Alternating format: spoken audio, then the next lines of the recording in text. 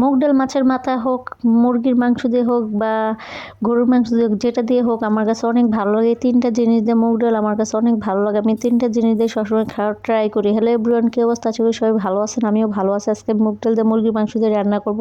তো প্রথমে মুগ ডালগুলো দিয়ে দিচ্ছি, দিয়ে একটু হালকা ভেজে নিব, যেহেতু মুগ ডাল না ভেজে নিলে ভালো লাগে না, একটা অন্যরকম স্মেল আসে, ভাজলেও ভালো একটা গ্রান আসে, ভালো লাগে খেতে, অনেক ভালো লাগে। তো ফাইনালি মুগ ডালটা ভাজা শেষ হয়ে গেছে, জন্য একটু হালকা পানি দিয়ে দিয়েছে, যাতে পানিটা একটু হালকা কুসুম কুসুম গরম হয়, তাহলে মুগ ডালগুলো ভালো করে তাড়াতাড়ি ভিজে যায়।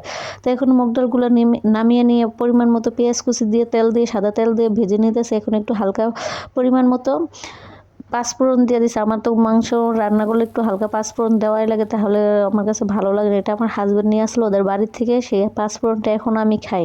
তো এই এখন ভাজাভাজি শেষ হয়ে গেছে, পেঁয়াজটা ব্রাউন কালার করে ভেজে নিয়েছে। পরিমাণ মতো আদা বাটা, রসুন বাটা দিয়ে এখন হলুদ পরিমাণ মতো, লবণ পরিমাণ মতো দিয়ে এখন ভালো করে কষিয়ে নিব।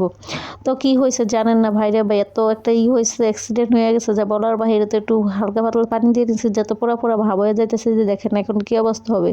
মানে মরিচের গুঁড়া নিয়ে আসছে, আর আমি তো একটা বদ অভ্যাস, মরিচের গুঁড়া যে আইনার বয়মে ঢালা হয় না, সেজন্য এভাবে দিতে যাইয়া দিয়ে একটু একটু কম কম হয়েছে, হইতে হইতে দিতে দিতে দিয়ে বেশি পড়েছে। এমন পরিমাণ পড়ছে, যদি না উঠাইতাম তাহলে আর খাওয়া যেত না। যতগুলো মরিচের গুঁড়া উঠাইছি, তারপর অনেক ঝাল হয়েছে। তো দেখেন কালারটা কত সুন্দর আছে, যে মশলাগুলো কষানো শেষ হয়ে যখন এরকম তেলটা উঠবে ভাসে উঠবে, তখনই ভাববেন যে কষানোটা হয়ে গেছে।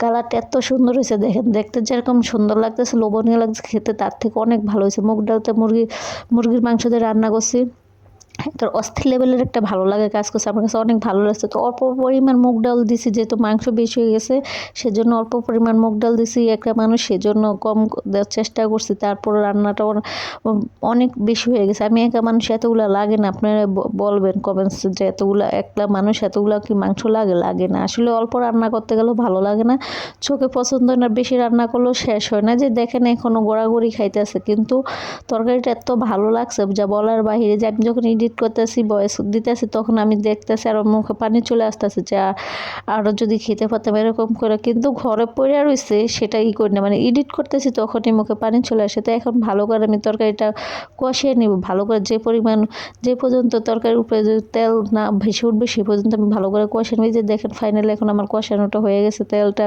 উপরে উঠে গেছে। এখন পরিমাণ মতো পানি দিয়ে দেবো, যেহেতু মুগ ডালটা একটু ভালো করে সিদ্ধ লাগবে, জন্য পানির পরিমাণটা একটু বেশি দিছে, যাতে ভালো করে সিদ্ধটা হয়। কালারটা গুলো অস্থির লেভেলের আসছে, তাই না?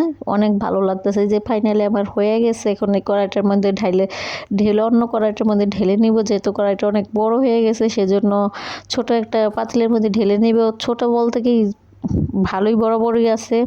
তো মুগ ডাল দিয়ে আছে। আপনারা কি মুরগির মাংস কখনো খেয়েছেন? যদি খেয়ে থাকেন অবশ্যই কমেন্টস করে জানাবেন। কোন কোন আপুরা খান না, তারপরও কমেন্টস করে জানাবেন। তো ফাইনালি তরকারিটা এখন এখানে ঢেলে নিয়ে এখন ভালো করে আর একটু জাল দিব। জাল দিয়ে এখন আমি করব, ধনের গুঁড়া দিয়ে দেবো পরিমাণ মতো। ধনের গুঁড়া দিলে তরকারির কালারটা অন্যরকম একটা চলে আসে, বা ভালো লাগে একটা কাজ করে। অনেকে বেটে দেয়, আমি বাইটা দিন আমি এরকম ভাজা গুঁড়া দেওয়ার চেষ্টা করি। কিন্তু আমি একটা সমস্যা, আপনারা ভাববেন সবসময় যে আপু আপনার তরকারি রান্না করুন গরম মশলা, আসলে কি গরম মশলাটা আমার একটা ভালো লাগে না। সবার তো সব কিছু ভালো না, আমি গরম মশলাটা স্কিপ করে রাখি, এই জন্য আমি দিতে চাই না। তো আমার ভিডিওটা আজকে এই পর্যন্তই। যদি আপুর ভিডিওটা ভালো লাগে অবশ্যই শেয়ার করে দেবেন। পরবর্তী আরেকটা নতুন ভিডিও নিয়ে চলে আসবো। আজকে এই পর্যন্ত, আল্লাহ হাফেজ।